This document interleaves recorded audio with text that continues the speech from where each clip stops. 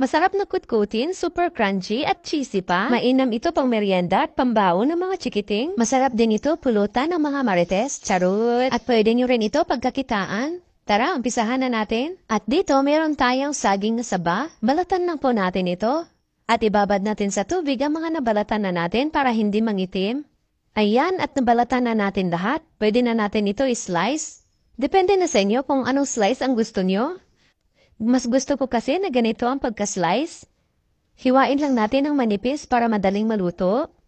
Ang ganda kasi nito tingnan pag naluto na. Pwede rin po natin ito gamitan ng gatgaran. Mas crispy po ito pag naluto na kasi maliliit.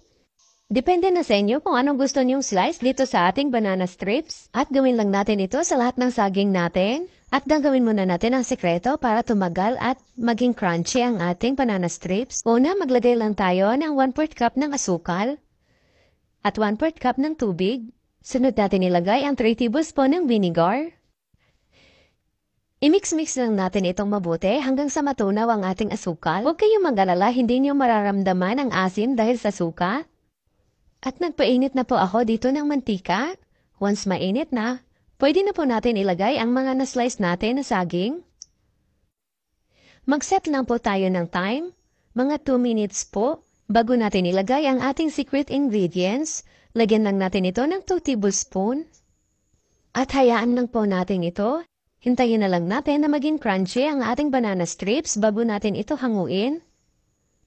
Ayan, at pwede na po natin ito hanguin. Napakasarap talaga nito at super crunchy. At iprito lang natin ang mga natira pa nating saging. Ito na lang talaga ang natira, tinira na, buti na lang may natira pa, charot. At lagyan lang natin ito ng cheese, na paborito ng mga marites. Pakonti-konti lang ang paglagay para hindi masobrahan. Hindi rin kasi maganda ang lasa pag nasobrahan sa cheese.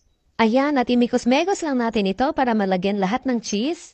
Madali lang din naman gawin ito, diretsyo na luto, kaya may instant kutkutin ka na.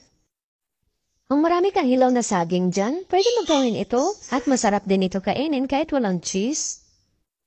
Pero mas nasasarapan ako kainin ito pag may cheese. Kaya subukan nyo na rin gawin ito pang merienda at pagkakitaan. Maraming salamat hanggang sa susunod po.